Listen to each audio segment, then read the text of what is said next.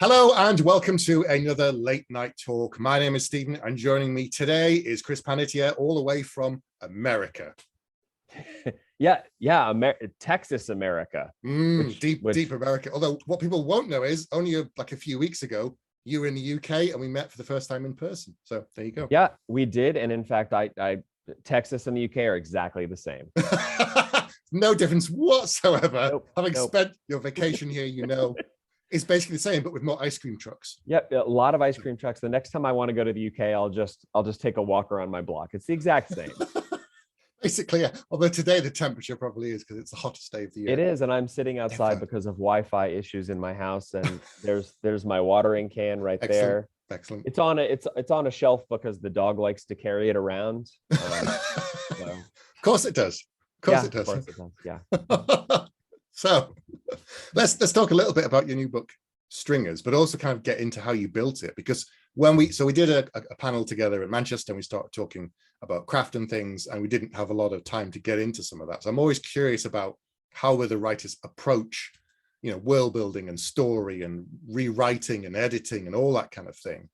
So tell the people out there a bit about Stringers and what it is, and then we'll get into it a bit more. Okay, sure. Well, first of all, thank you for having me. This is super awesome. And I really did enjoy the little bit we were able to get into at our talk in Manchester. And I could talk craft forever. So, okay. So with regard, I love it. Because it's just fascinating to me how different authors do it. Yes, me too. So Stringers is interesting. Stringers was just born of a premise, and most of my stories are premise driven. Right. Before I know anything about characters, I get a conceit or a premise, and if it sticks with me for a little while, then I'll start to sort of just casually brainstorm about it and think about, all right, how would I show this? Who would be my protagonist? Mm-hmm. Who would be the antagonist? How would that premise be best explored? And the premise I had for Stringers was, I'm a trial lawyer by day, and I was in trial, and I was daydreaming, as I often do. And I was truly just, I was thinking about animals, and I was thinking about, I'm such a nerd. I always have a narrative going on. I have this voice in my head that is almost always narrating whatever's going on. like the Truman Show. it truly is. And I thought to myself, I wondered, I don't know why, but I was like, I wonder if there is an animal in the world that reproduces by fucking itself in the head. Because I thought that would be really funny. And I couldn't get this out of my head. And then I was like, later that night at the hotel, I Googled it, and the answer is yes, there are many animals that reproduce that way. Mother Nature has made it a whole subgenre of reproduction, the head fucking variety. And I kind of went on an internet deep dive of just crazy, weird bug facts and animal facts. And I thought then all of a sudden, what if there was somebody who had a bunch of crazy, weird knowledge in their head, but they didn't know why. It was just there a priori, right? Okay. They're born with it. They never learned it. They were never taught it. Right. And I thought that was a cool start. And then I had to answer that question. Mm-hmm. And that is how you get Stringers. So it's a bit of a spoiler, so I won't get too far into it, but yeah. And it's not a huge spoiler. The book has lots and lots of twists and turns, but if you haven't read Stringers, you might fast forward a minute, but I'll just tell you very quickly that Stringers are people who have access to the consciences of long dead people. So Ben, the main character, happens to be on the same chord of consciousness as an entomologist, someone who is very into bugs, as someone who is into antique watches, and then someone else who knew about something called the chime. Ben does not know what the chime is. but he can sort of describe where it is. He knows where it is, but he doesn't know what it is. And I very quickly was like, well, somebody wants that chime. Somebody wants it. And this is how we start our abduction story. Is Ben is catfished online by a bounty hunter and abducted. And we get answers to all of these questions, and it turns out that stringers can be very valuable because, you know, often secrets die with their owners. Yes. Right. But if you have access to the consciousness of somebody who is long dead and they happened to know valuable things, well, then you become very valuable. And I thought that was a really fruitful premise to run from, and it turned out to be. So I pantsed it from that point on once I had the premise. It's not the same at all, but by weird coincidence, I'm currently reading Later by Stephen King, and this is about a young boy, teenager, who can talk to the dead, and he kind of makes the joke about the sixth sense thing. But the difference is, in this book, when he asks the dead a question, they have to answer. They only stay around for a couple of weeks and then they fade and then they're gone. But when you ask them a question, they have to tell him the truth. And of course, that's access to information that people could use again. And suddenly thinking, yeah, like you just said, what else dies with people? What else do they know? You know, what's the code to the safe, or you know, or you know, wherever you put your money, or where's the jewelry, or whatever it might be. Having facts, of course, as well, could be very dangerous and powerful in the wrong hands. Right, and of course, so you've got the fact that, you know, some people die with very valuable knowledge. Yeah. But most people don't, and so that is also explored because often, you know, I have one character who does have valuable knowledge from one of his priors, which are these prior consciences, and but he also has a lot of just totally stupid information. One of them is how to do boblet farming, and boblets are little six-legged oinkers that are raised to protect livestock on some planet somewhere, and he knows a lot about boblets. But it's generally worthless. so I couldn't make it so every single person had all this extremely valuable information. So yeah. So so whenever you come up with something really cool like that, are you constantly having to think of, right, it can't be really good for everybody. You have to kind of limit it. It's like magic. When I do magic in my fantasy books, I'm always like, well, that'd be awesome. Yeah, but if everybody can do it and it's really easy, then it's not really magic. Then it's just like starting a car. Everybody can do it with the right tools. So. Right.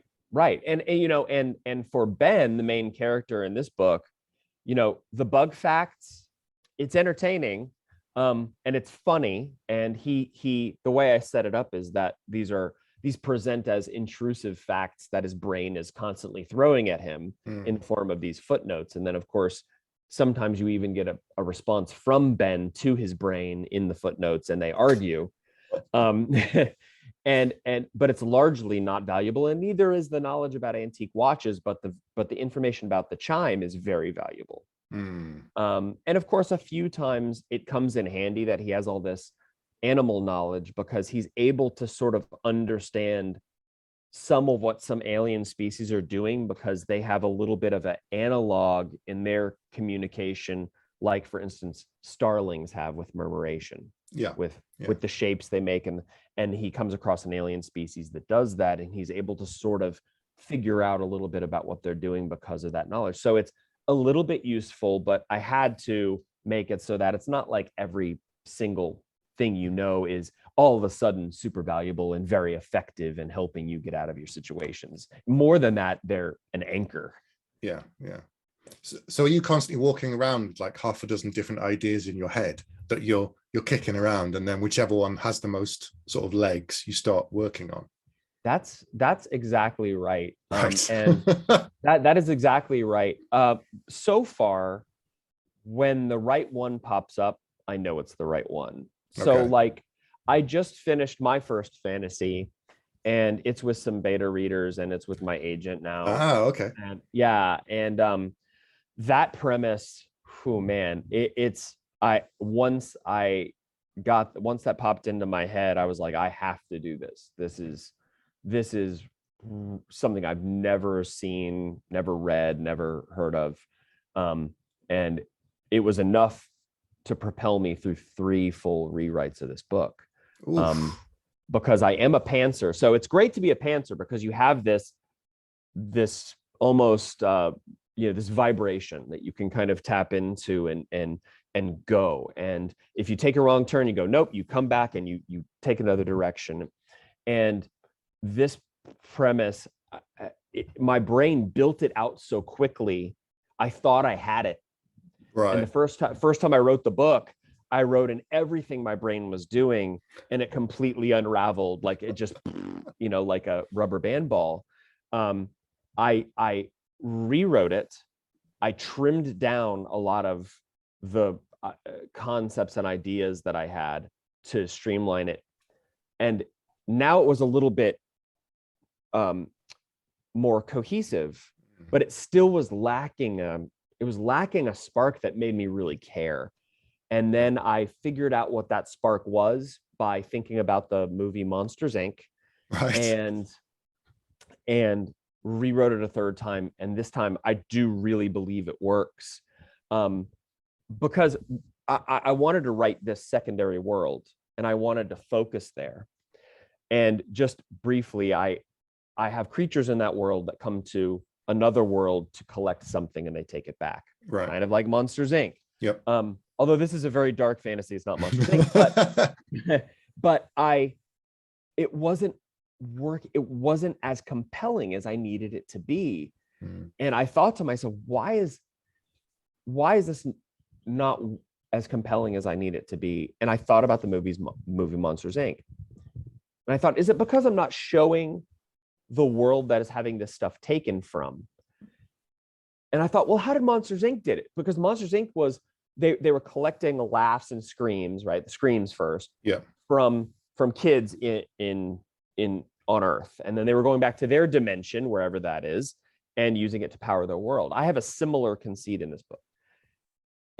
But I was like, they made it work, but they didn't spend really any time on Earth. They weren't walking around on Earth. No. And then I realized, well, they brought an Earthling back, right? Yes. The little girl. Little girl, yes. And that made it work. That made it work. And I had a device. Sometimes I don't know if this is true for you, but I'll go, oh, I need something, and then I'll find I've already included it.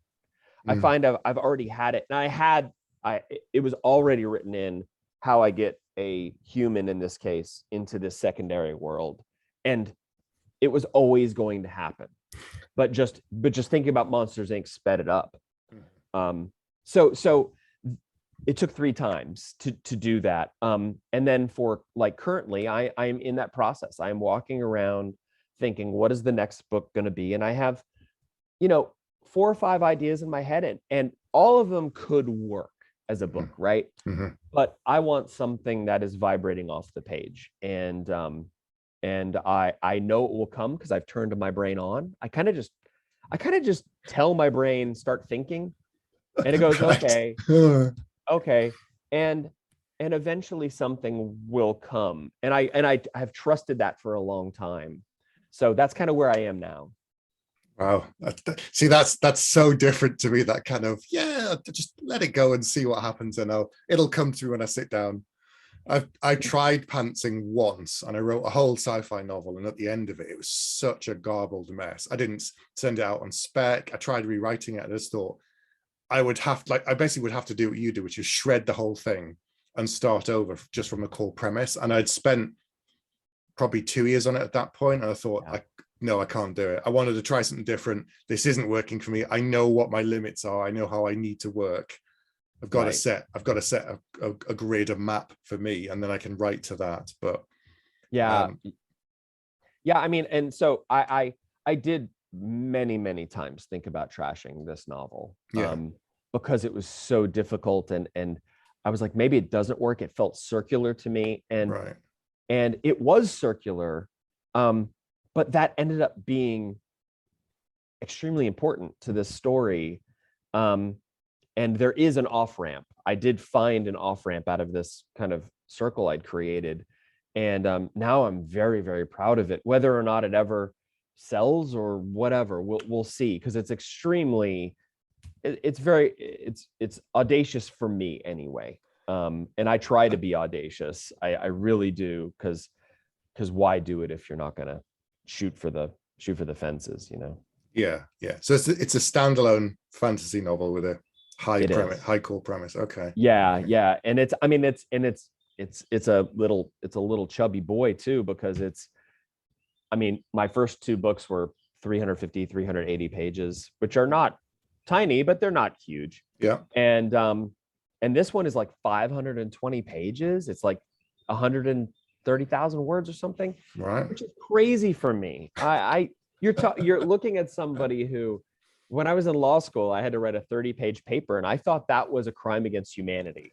I was like, no one has ever written 30 pages. Don't make me write 30 pages. And now I'm always like, if I write one paragraph that's slow, it's gone. I move on. Right. And so this 520 pages is not loaded with fat, as far as I can tell. It's just what it took, you know? Yeah. I mean, so I'm the opposite. I know from watching interviews and stuff, you didn't start, grow up reading fantasy and all that kind of stuff. And I did. And I used to read all the big chonkers. But as I've got older, there are some books that I'll happily, like, I love Robin Harben. There's a stack up there to read. Her books are really dense, and that's fine. And I'm totally happy with it. But a lot of the time I'll be reading a book and I'm like, I just can't cope with the fact that it's 700 pages and there's 10 of them to come and the series isn't finished. I'm like, I can't do this. I can't wade into this now. And it's kind of transferred to, I write fairly lean, but also the idea of doing a series that's longer than 3 books, for me at this point, I think I'd be bored out my brains. I'd just be like, I'm so done with this. I need to move on, because I've got so many other ideas, like, what about this? And what about this? And what about this? I totally hear you. I think I'm probably wired in a similar way. Whereas like the longest series that I have read, and I have 2 more books that I sort of use as a treat because I love it so much, is The Expanse. Yes. And those books are big fatties. They're chunks, but there's not a gram of wasted space in those books. No. So to the extent that any of mine go long like those, there is such a thing as a very fast moving, very, very lean, big fat book. And so to the extent I do that's kind of the model, is keep moving. Don't sit there and soak, and the idea of writing sequels for me is, for the most part, I'm good with 1, maybe 2. And for The Phlebotomist, I actually have a prequel 1/3 of the way written and a sequel 1/3 of the way written. Right. That maybe someday I'll publish 1 or both, who knows. But I love the idea of a just a extremely strong standalone that you just go boom, and then the next book maybe is something completely different. That's been my experience so far, right? Yeah. Do you get that thing where you're in the middle of writing, you've committed to an idea, you're writing to it, and then one of the other ideas is constantly bugging you, going, yeah, but maybe this idea is better. Maybe you should be working on this one. You have to kind of shut out that annoying voice and just focus on what you're doing. You do, unless it's so compelling that you have to. And in fact, that's what happened with Stringers and The Phlebotomist. I had started Stringers in 2017. Right. It wasn't called Stringers. It had a terrible name. It was called Retro Being, which is super hard to say. It's a cool word, but Retro Being is just tough to say over and over again. And Stringers is a much better title. But I had started that book, and I was about 125 pages in or something, and it was starting to kind of fizzle on me. I had lost the energy. I didn't know where I was going to go with it. And all of a sudden, the premise for The Phlebotomist popped in my head. The next day, I put down Retro Being and started Phlebotomist, wrote Phlebotomist in 2 months. Wow, 2 months. Yeah, it basically wrote itself. Once I had the premise for that one, a society organized by blood type. Yeah. It absolutely wrote itself. It wasn't done. I mean, it was done, but it took, I I revised it for another 10 months and queried it everywhere and got a few bites. Nothing happened. And that was the book that Angry Robot bought unagented. Oh, okay. Through their open doors. That's the next question. Right. Okay. So that was the open door one. Yeah. And then after Phlebotomist came out, about 6 weeks later, they emailed and said, "Hey, what do you want your next book to be?" And I was like, "I'm sorry, like, you want another book? A what? Like a book?" And at that point, I was able to get an agent. Okay. We pitched a few things. We pitched the prequel to the Phlebotomist, right? And we pitched Retro Being. And my agent really helped me get the first 3 chapters to where they needed to be, and to create a little bit of conflict that was not there in the initial draft. Right. And so they picked Stringers. So they picked that with 3 chapters and a synopsis. And so it was my first book sold on spec. On spec. Wow. That awesome. Is good. That is pretty special. Yeah. That was awesome. So it was the second book in time started. Yes. Or the first book in time started, second book to be published. Wow. So I guess you're gonna stick to that model now then. If something comes up and it's better than the thing you're working on, you're gonna put it down? No, probably not. Probably not. Again, I was still very raw when that happened. I was unpublished at the time. Yeah. But the concept for Phlebotomist was so compelling, and I knew the story the second I knew the premise. Wow. And so I was like, I felt that where I was like, I have to write this now. Like that energy, that it's not just like I go, oh, that's a good idea, maybe I'll do that. It was like, I have this energy now to write this story now. And it also nicely coincided that the other one, I was kind of treading water. Now, since then, I have learned that treading water is an everyday issue with writing stories, and you're never going to be able to ride the crest of the wave of inspiration. That is a extremely rare thing. I had that once with the Phlebotomist. It was just like that, and maybe I'll have it again someday. But I've taken on much more of a workmanlike ethos now in working through and writing books. I get up every morning and I write for 2.5 hours when I'm writing. Like right now, I'm in the in-between stage of trying to figure out what I'm going to write. And I've written a short story that I really, really like, and I'm going to send out soon. But I took a break to recharge my brain because I had written those 3 separate drafts of that fantasy over 2 years, and every day, and was ready for. I took about a month break, and my brain has now started to sort of recharge and go, oh, let's try this idea. And so I wrote about a 5,000 word story, which is by no means short, and felt really good. And it had that energy to it that I like to have. But I think you have to give your brain a break. You got to read other stuff, and you got to just relax, and it will naturally top off. Yeah. I'm one of these people that I know some people say you should write every day, but I don't prescribe to that, because I think if you're constantly, it's like tapping a well, eventually the day will come when there's nothing there. The tank is just so empty that you sit down and you've got the energy and you sit down, it's just gone. And I've had that. It's not exactly burnout, but it's close to that. And you need to kind of give yourself time to go and do something else, watch TV, relax, do anything that isn't writing, that's not even thinking about writing, and your brain kind of percolates and it wakes up again and recharges. And I'm very much of that mindset, because I have pushed myself too far. Because we're on contract, or you have been on contract, so you understand deadlines, and it's that premise of, I know I need to do so many words per month, and if I do that, I've still got some wiggle room and some time for rest to hit my deadline. And I'm very much more about that than just hammering it every day. And some days it is a grind, some days it's just you go, oh god, you're just going to get the word count done. But I still love what I do. I don't understand people that say I love having written. I don't get that. I'm like, don't do it. If you don't like it, just go and do something else.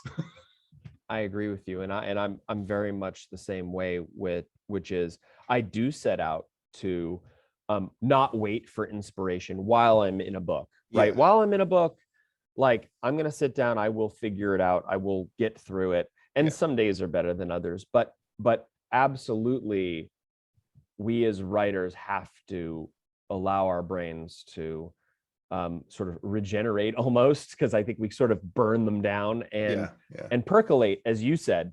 That you know, if you just, like I said, I tell my brain, I say, okay, we need ideas. We need ideas. I'm going to let you run in the background. And I've heard other writers describe that. I think that's just how brains work. Eventually, so many plot issues and problems I solve when I'm like, permission to not think about this, and then my brain is like, oh, let's do this, you know. And when I'm mowing the lawn or when I'm riding my bike or whatever. Definitely physical activity, physical exercise helps, because you can't consciously think about what you're doing. You have to focus on the task at hand, doing the thing you're looking at, you know, with your hands or whatever it is. You have to focus on that, but your brain's still decompiling in the background and working things out and going, ooh, what if, and what if, and what if. And then it's that thing of, you said, my subconscious is smarter than my waking mind, because I've planted seeds before, and I get further into the story and go, oh, if only I've done that. Turns out I have. It's already there. I just didn't realize it. And that is a repetitive thing. That is an amazing phenomena that I'm like, oh, I need this tool. I need a device. I need a MacGuffin. I need something. And I've already got it. It's already there. And that continues to amaze me. And I think that's just a wonderful thing, where you discover an Easter egg you didn't know you hid. I've had that a few times. Yeah. I absolutely love that. So yeah, I think it's just, every writer needs to take whatever that time is to allow their brain to recharge. And sometimes it's not even an idea. Sometimes it's just a feeling that, you know what, I think I can sit down and go now. Even if I haven't come up with some new amazing idea. Sometimes you can sit down with a writing prompt, or just a scene, or a name of a character, and those things can just grow. So yeah. Do you find being around other writers recharges you as well? Oh, I love it. I absolutely love it. And it doesn't even matter what type of writers they are. They could be sci-fi and fantasy, but it doesn't matter. In fact, last year I was at Armadillo Con in Austin, and I ended up having these long, hilarious conversations with a romance writer. And she was hilarious. And she's one of these, like, a book every few months. Wow. Has a huge following. Because, you know, romance readers are sprinters, right? I mean, boom, boom, boom, just cranking through books. And so their authors, you get a hot author, they got to crank them out just as fast. And so talking to her about her process, it was so cool. And it was actually very energizing to me, because she's not precious, right? No. We have to, I think you learn fairly early on to not be so precious about your ideas. After your first book or two, you're like, okay, this is more of a long trot, and I just need to keep trotting. And listening to her talk about how she cranks out a book, and how she will relax. She let her mind relax, and she would just be observant about the world and be on the lookout for a premise or a situation in which to set one of her stories. And it would always come. There would always be, her brain would latch onto something and she would go. And I think that probably goes for most writers, that if you allow yourself that freedom, your brain will latch on to things and go, well, that would be a cool premise, or that would be a cool setting, or a cool character to center a story around. Yeah. So I love talking to other writers. Absolutely. It's good. It's just talking to people who aren't writers is sometimes difficult, because they don't understand some of the same challenges. And when you try to explain it to them, they sometimes get this look like they think you're insane. And because of the way you're talking about stories or characters or whatever it might be, they just they don't really get it, because they're not wired the same. I find that difficult. That's why he's like, oh, do you let your friends and family read your book before you sent it out? I'm like, no, because they're not writers. They don't get it. They'll be like, well, that's nice. That doesn't help me. How's that going to help me make this better? Yeah, I have, depending on what I've written, my dad will read everything that I've done. Right. My mom is sort of like, sci-fi, I don't really, I'm not going to understand it, whatever. But my dad will read anything. He just really wants to, and he has actually, and he doesn't read sci-fi or fantasy outside of what I have actually written. And but some of his feedback's really good. And he doesn't get in there and nitpick or pick stuff apart or try to be real technical. But sometimes he's like, well, I feel like this, you could have written a better ending. In fact, he said that for Stringers, and he was right. Wow. And I went back and redid it because I was like, yeah, you ever have somebody tell you something and you kind of knew it subconsciously, but you weren't actively avoiding it, but you were avoiding it. Right. And you're like, yeah, I now that you've said it aloud, I have to go address this issue. And that's kind of what he did. It wasn't like I didn't know, but him saying it aloud, I was like, well, if he's saying it aloud, he didn't even read this stuff, then I definitely need to rework this. But other than that, it is funny because I will, the first thing people say is, oh, well, what have you published? Like unless you read sci-fi and fantasy, you're not going to know me. You're not going to just go, oh, that, but you wrote the Da Vinci Code. Yeah. Right. And then of course the next comment I get, and it's almost so cliche, is the next comment often is, I think I'll write a book one day. I think. Oh, if I had a pound every time I've heard someone say that, like it's just that they think it's this thing that you do once. I guess that's the other thing. We kind of touched on this already, is writing is as a marathon to do one book, but it's not writing one book and you sit back like, Harper Lee To Kill a Mockingbird, and you just sit back and that's it, and you smell the roses. You could if you wanted to, but surely if writing is a career, it's a job, it's not just a little bit of a hobby. You've got to write a body of work. So someone saying, I'm going to write a book, I'm just, great, fill your boots, and then you're going to have to write a whole bunch more, because that's how it works these days. Even the big boys, even the big girls. Someone will finish a trilogy, the brilliant, Joe Abercrombie, brilliant, love that. When's the next one? And he's just like, I spent 4 years working on this trilogy, and now you're saying, where's the next one? Yes, because that's how it works. They want more. Yeah, well, and I think you want to be a writer when one of two things happens, and maybe both. When you shelve your first book and you decide to write another one, I think you are committed to become a writer.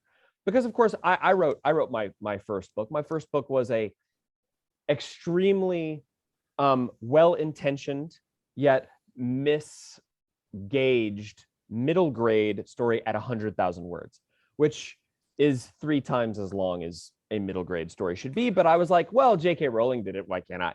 The ultimate like, who are you? What do you think you're gonna do here? You're just gonna sit down and write a book you've never written anything, and you're gonna write the next $1 billion book. Good, that's audacious, Chris. And when I queried it to 80 or 90 agents, and it got a few nibbles and it got some nice feedback, but it was wrong. It wasn't right. There was a lot that was just, that's a first novel. And when I was able, and I was very precious about it, right? I loved it. I was like, this is so groundbreaking, right?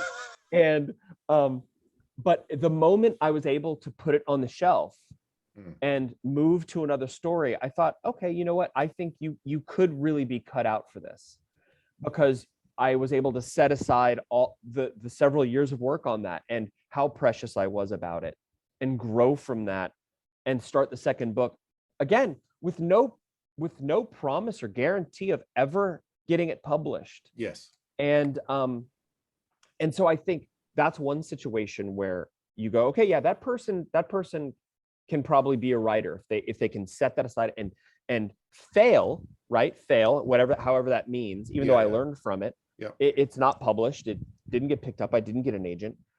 To go from that defeat to go then and keep writing, I think that makes you a writer. And then the second thing is, when you publish that first book and you feel like that's all I ever wanted, because that's how I felt before I published my first book. All I ever want is just get an agent, get one book published. Yep. And I did it, and instantly I was like, no, I got to do another one. I am compelled to do another one. And in fact, I am more anxious or energized, or however you want to put it, to do the second book than I ever was the first. And I think that also makes you a writer. It's the challenge, I think, as well, for me, that I never want to write the same book twice.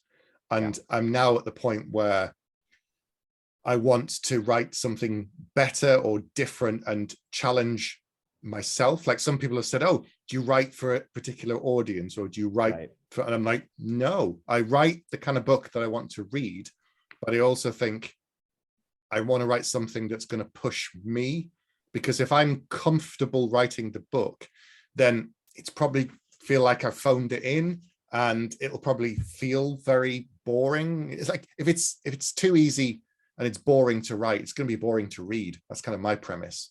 You know? I agree with you. I mean, the second you're bored, the second you're writing, and for me, it's like halfway through a paragraph, I know whether or not there's any juice there. And I'm not even talking about inspiration. I'm just talking about the energy propelling you from one page to the next. Mm-hmm. I pretty much pick up on it, and I'm like, no, I'm not enjoying this. No one else is either. But I will say that there are plenty of authors who have gotten so good at their craft, honed their craft, their formula in a lot of cases, whatever you want to call it, that you can read the book and go, that was a good book. And then be like, kind of like, well, I forgot it. You know, you get through it, you go, okay, yeah, that was entertaining. And then you go, no, that was a very well crafted book, but someone was just plugging the letters into the formula. And they could trick you. But then there are the books that truly have that spark. And again, I don't want to suggest that it has to be some magic of inspiration. No, you can write with a spark in a day-to-day, hourly, workman-like fashion. You can do that. Yes. Yeah. I describe some of those books that you've mentioned there like popcorn novels. Right. In the moment, they taste great, you enjoy them, and afterwards, there's no nutrition for your brain whatsoever, and you kind of forget about it. And then you're like, did I read that book? I think so. And there's not a hook, there's not a character, there's not something that was really stuck with you. But when you were reading it, it was enjoyable. Yeah, sure.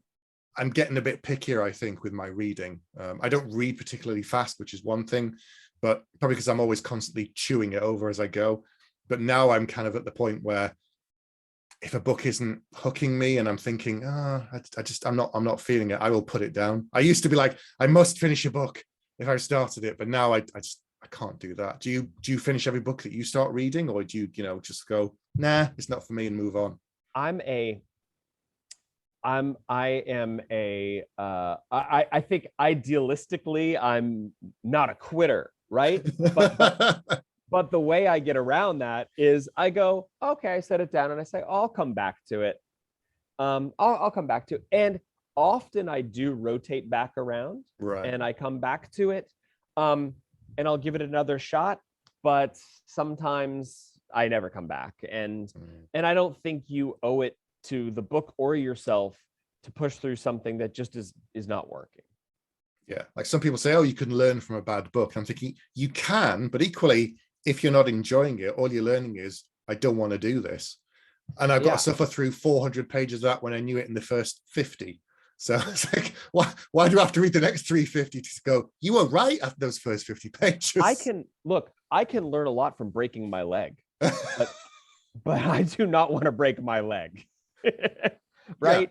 Yeah. I mean, so, I have those books sitting around my house right now that are halfway read. And in some cases, like, they were heartbreaking because I loved what that author had done before so much that I'm like, I will come back to you. I will give you another chance.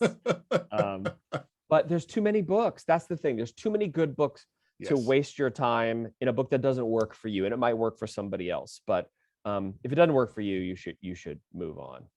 Yeah. unless it's my book, everyone should finish my book. Well, yeah, of course, Yeah, of course. yeah. Or read my books. There you go. Yes, they're right there. Silent plug. There you go. I was going to say that. So, are you getting better at the process? I know you're pantsing them, but do you think you're getting not saying it's easier, but do you think your brain is kind of tuning into the process of how you do it a bit better because of that repetition of muscle memory, as it were? That's such a good question. I think the answer is yes. Okay. In a few ways. One, I am able to go, oh, you felt this before, right? And you got to the other side. Like, I also do art and writing are very similar, especially like oil painting, very similar to writing a novel in that they have their ugly phase. And it's in that ugly phase where you have to go, no, I have done this before. It will look beautiful to me, at least. I will get it to that point. And having done it then several times and that repetition, you become more confident that, yes, I'll push through this. It's okay. I'll get there. It's always, though, you do have a little bit of that conscious recalibration when you've just read a book that you have finished and polished. Like, so that happened with me with Stringers. With Stringers, I had polished it and it had been edited, and I was really proud of where it was, and it was reading very smoothly, and the prose was concise, and there was no wasted verbiage as far as I am concerned. Others may disagree, but it was there. And then I was jumping into this new fantasy, and it was just clunking around, and it was like a wet rag, and I was like, I'm never going to be able to do it again. And I had to remind myself, hey, Stringers went through that phase, and Phlebotomist went through that phase. And so, just I'm trusting in that process, and I'm remembering that, every time I get to write a new page, that process of creation, even if it feels like drudge in the moment, you go back and read that page the next day, and more often than not, you're going to go, yeah, I like where this is going. You're going to be pushing forward in one way or another, whether it's plot or character or just how you're fleshing out a world. So I am learning to trust that process more. Now, you've written a shitload more books than I have. Where are you in that? I have the same thing. So I have an oh shit phase around 40,000 words where I'm convinced, like you, like, this is the worst book I've ever written. I don't know what I'm doing. This is awful. And it's like crawling over broken glass. And I have this with every single book. And all I do is grind forward, keep getting the words done, hit my word count, walk away. I don't try and push too far on those days. I just kind of go, right, you hit your word count, stop there, come back tomorrow. And like you, I'll look back in a couple of weeks once I've got past that hump and go, okay, that's not actually too bad. And sometimes it requires a little bit of recalibration. I can say like, oh, I can see what I was trying to, I haven't quite done it. And then I'll move on. Like, I'm very much of the person where I start on chapter 1 and I write through to the end. I don't jump around, but I always look back at the work from the previous day to try and tune my brain back into it and go, okay, yeah, right, I can see what I'm doing. I polish it a little bit and then I move on. So my first drafts are fairly clean. There's still need a lot of editing, but they're probably a lot cleaner than some because I've got that constant kind of, oh yeah, that's where I am. And I'm just kind of, it's not trying to find the muse, because waiting for the muse is pointless. It doesn't work. But it's finding that rhythm, I guess, which is why writing often, but not every day, I think helps as well. That's such a great point, is that the rhythm is absolutely more important than the muse. The muse is, man, the muse is like, it does exist. It does exist, but it is not going to make a career for you. The muse is not going to make a career. But I will say that point you made, the rhythm will, because every writer does write to a rhythm, and I have started to find mine. I'm far earlier in my career than you are, but I have started to find mine and to feel that, hey, this feels like Chris Panatier wrote this. Yeah. And I'm seeing the way it beats and the way the chapters end, and I kind of, it's not conscious, but I kind of have a feel for the arc of every scene, and because I'm becoming wired that way, I think, I do have a little bit of subconscious. My brain is kind of telling me, okay, you need to be peaking right here in this scene, and now you need to be ending. and so that repetition is very key for propelling me forward when I am grinding. Yeah. I always, when writers are starting out and they sort of say things like, oh, I've set aside 4 hours on a Sunday, I'm just going to write. I'm like, no, don't do that. Write for like 30 minutes, 3 times a week. And if you can do that, great, make it 4 times a week. If you do that, stretch it to 45 minutes. But it's that thing of trying to write in huge chunks just doesn't work. I mean, I can do it sometimes, but there again, it's a rare beast. I know that some people say, oh, I wrote 6,000 words today and then 7,000 the next day. I'm like, how? I don't work that way. I can't work that way. Yeah, no, I totally agree. I think, I mean, my attention span's pretty short, and and if I go for 30 minutes without bringing up a browser and checking Twitter or whatever, that's kind of a miracle. Now, some people need to be kind of soaking in it a little longer to be able to dial into the temperature of that chapter or whatever. Yeah. And go. I'm pretty good about just kind of jumping in and being able to go. So if I write for 15 or 20 minutes straight, I'll bang out 400 or 500 words in that time if I'm completely invested. Right. Take an internet break for 5 minutes and then do it again. And within an hour and a half, I can usually have between 1,000, 1,200 words of good meat. Yeah. You know, it's not going to be polished, but it's going to be good fodder for the story. So that's got to be the idea that someone can sit there and just write straight for 3 hours is like kind of crazy to me. Although I did just listen to a podcast where John Scalzi talked about how for his last 2 books, you know, he wrote 1 book in 2 weeks. You know, that guy's a machine. It's like him and Sanderson, but Scalzi machine. He got like a 13-book deal over 10 years, I think it was. And you know, it's good because he knows he can do 1 book a year, and he's got consistency. And he knows what he's doing, and he's got, you know, an income coming in. But equally, you've got to be dedicated to do that. You've got to be so good at coordinating your time because you've got deadlines and multiple deadlines. Mm-hmm. I got to tell you, I'm very good with deadlines. I always have been. But when I hear about that contract, I even though, I mean, it's a dream, right? To get a big contract, and that's a career, right? I mean, that's amazing. At the same time, it's sort of like, you know, the knight going on the journey. You know, here's the heavy responsibility you have. Do you accept this? And I could see myself going, no, I don't accept. No, I'm good. I don't accept that. I'll just keep rolling the dice on what my next book is and hope I get it published, because a book a year, I mean, even though I write pretty quickly, Stringers, when I sat down to write Stringers, it was written in 3 months, and Phlebotomist was 2 months. But then Daytide, which is the name of the fantasy, that was, you know, 2 full years. So I guess it averages out, but yeah. I think the fastest I've ever written a book was 6 months. Yeah. I average between 9 and 11, I think. And that's just my rhythm, I guess. I know what I'm doing and kind of get into that. So go on. Oh, I was just going to say, well, hearing how you see, I don't go back and reread anything. I sit down the next day and just go. Yeah. But hearing how you kind of do just a little touch up. Yes. I could see why it might take you longer, but your first draft is probably pretty clean, would be my guess. Yeah. I mean, I don't, like some people say, you know, I wrote 225,000 words, and then the novel, when I sent it, the first draft was 160. I'm like, what? Why? And there again, those kind of stories, those things that wake me up in the night screaming. I'm just like, how? What? I can't do that. I lose some. So sometimes I handed a novel in once, and my agent said, it's a little long, trim out 20K. And I managed to trim out like 16, some of the fat. And she said, that's fine. And then we sent it off to my editor. And in the rewriting process, I added 20K.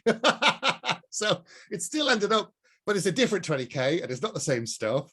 Right. So I tend to overwrite slightly and pare back. So do you have that, even with having rewritten Stringers 3 times, you know, do you overwrite and pare it back, or are you still quite lean to start off with? So Stringers, I did not rewrite 3 times. That one, it's Daytide, the new fantasy. Yeah.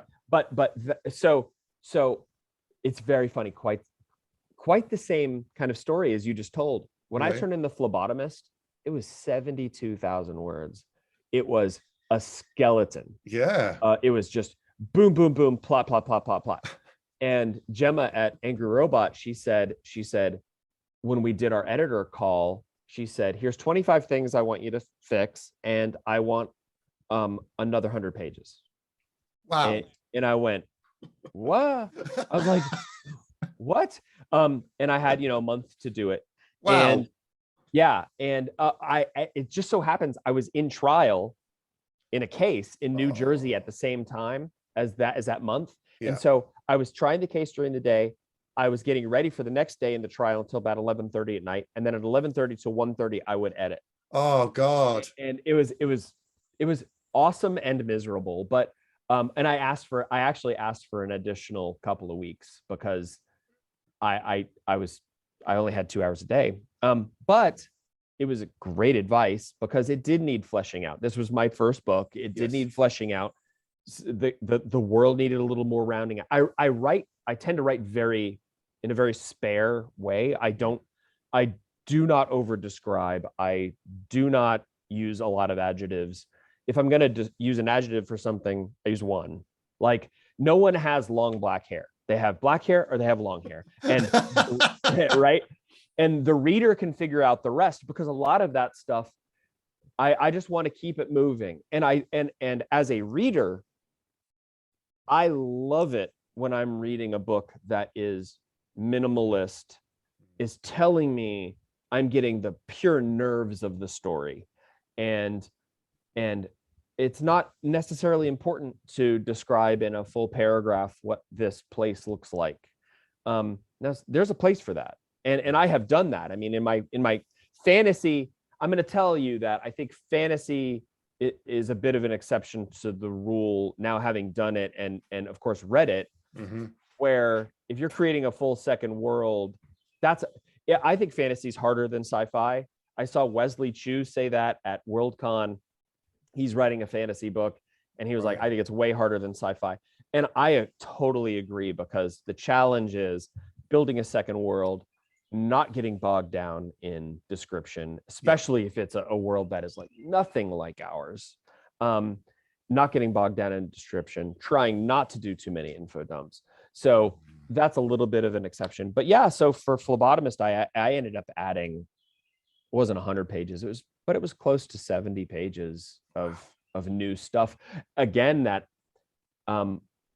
wasn't fat at all. In fact, that was absolutely needed to make it, cohesive, to make it work.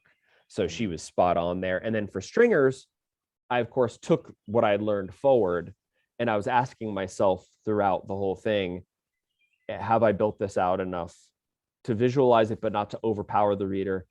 Have I created 3-dimensional characters? And so for Stringers, I turned it in at 94,000 words, and I think it ended up being 96. So it was kind of right there, instead of 25 things Gemma wanted, there were like 4. So I had learned a lot. I took what I learned and was able to apply it to Stringers. Yeah. I think the longest novel I've ever written is 142, and that was a fantasy. I don't know what it'll end up being. We'll see. I think it'll still average out somewhere around that once we get through the edits. But I just, like you, I'm quite a lean writer, I would say. It's just that it's just how I work. I'm not very purple. My prose is very workmanlike, but that's not my focus. I'm very much more about the character, the premise, the world building, what's going on, the people, that's I find myself I would describe my writing in the same way. And in fact, it's interesting because I'm pretty active in short stories too.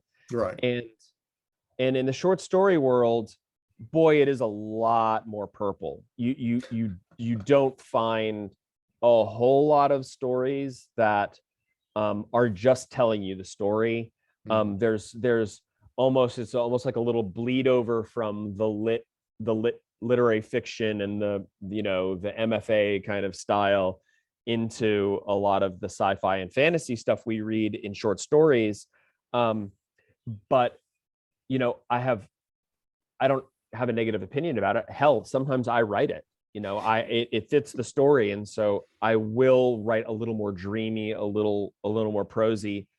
But in spec fiction and genre fiction, I think there's absolutely a place for having an interlude.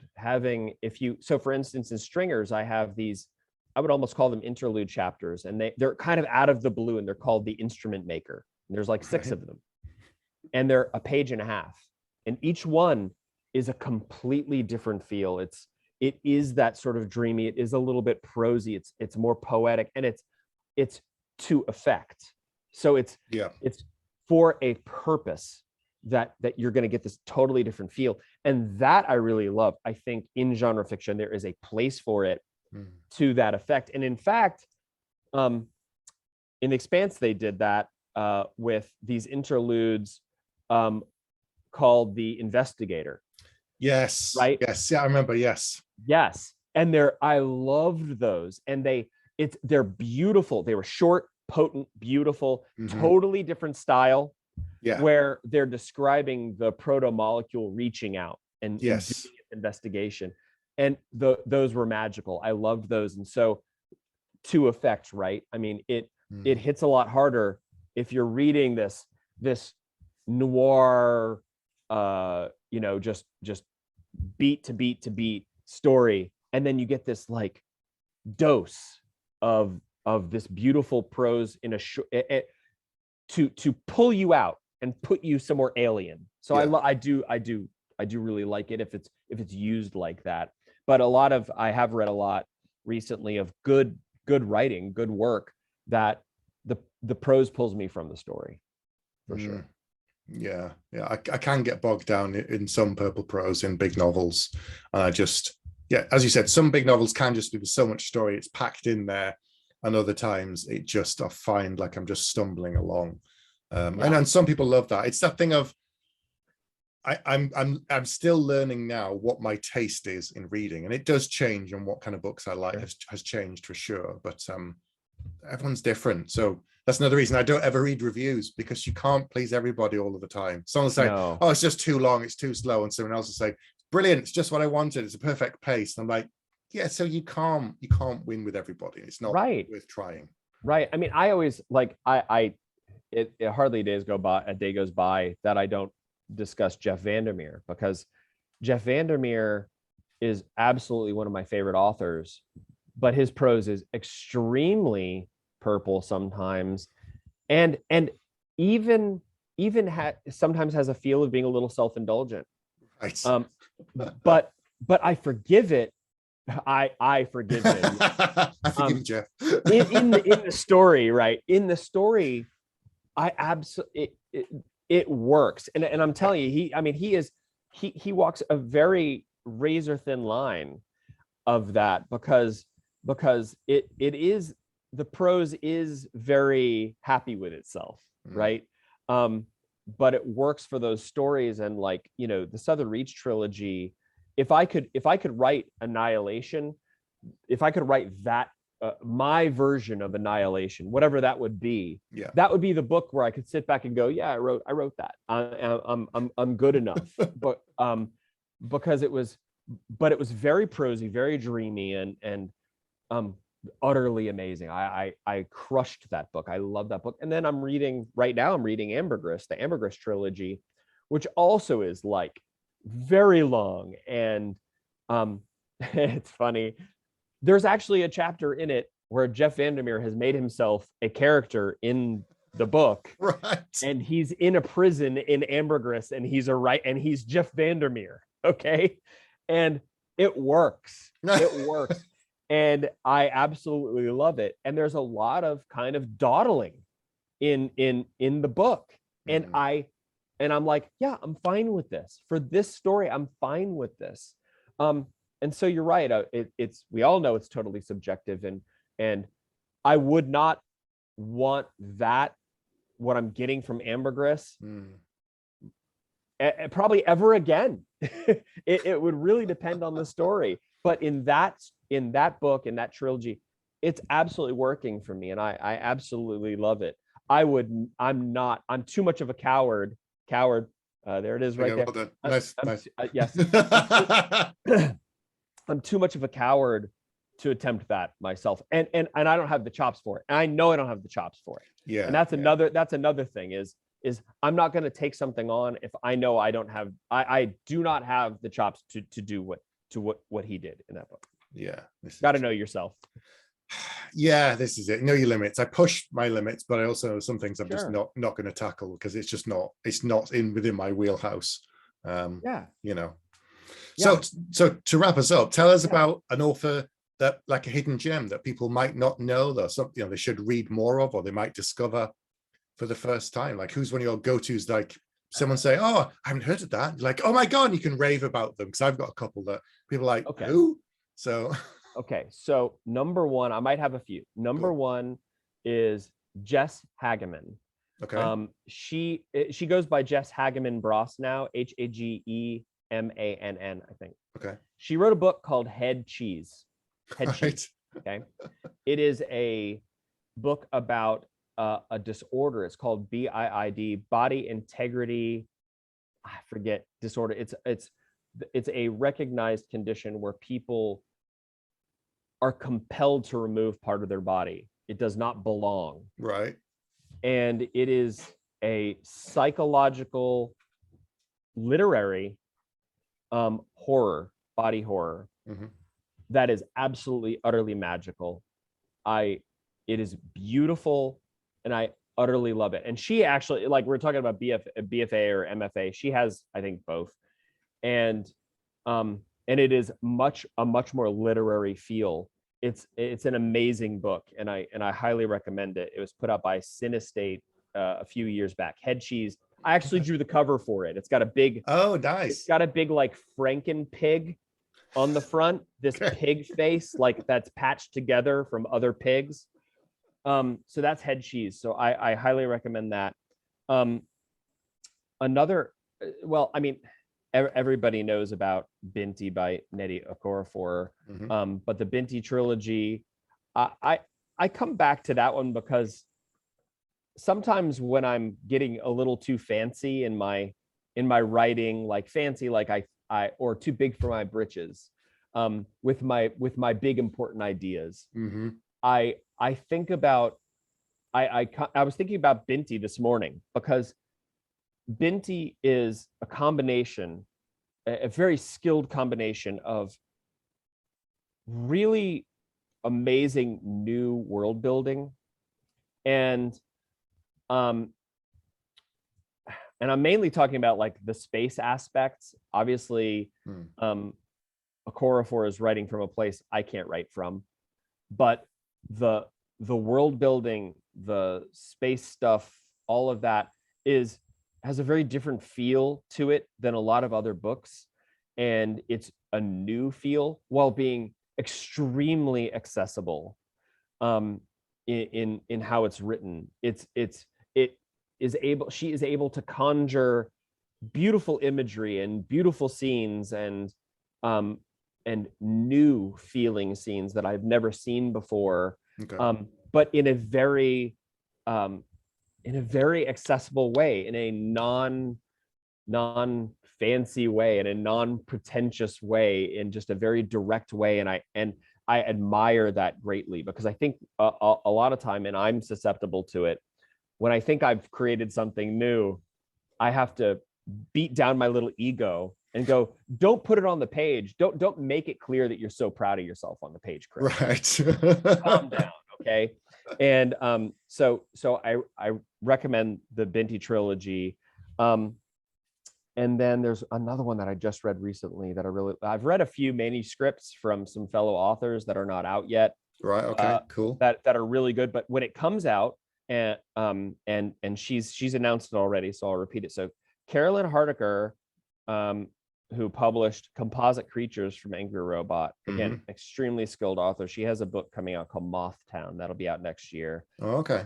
And Moth Town is like, I mean, it half the book kind of feels like his Dark Materials, but it's much more internal than that. It's much more intimate, and all her writing is very intimate. So I would go and get her book Composite Creatures if you want some very beautiful prose. If you want a book that is a slow burn, soak in it type of book that drives you slowly mad, that's a great book to start with. And then her book Mothtown, I think, comes out next year from Angry Robot. And then one more, a friend of mine self-published a book. His name is Daniel Cohen. He had a trilogy out from Voyager UK called the Cold Maker series. Right. And he just self-published a book. He just like sent it to me and was like, yeah, I put this on Amazon. It's called Little Future the Ghost. And it is a blistering satire. And it's very risky. But it's an amazing satire. But trigger warning, you have to remember it's a satire. Okay. It's extreme in a lot of ways. And I know what he was doing, and it's genius in a lot of ways, and it's very audacious, and it is a satire. So that's the last one I've read. And then I'm reading Black Sun by Rebecca Rowanhorse now, but no one's heard of her. So go. Never heard of her before. No. What's that? Yeah. Oh, weird. Yeah, no, she's new on the scene. Oh, yeah. cool. I'll look her up. Yeah. Big Nice. future there. Yeah. That's good.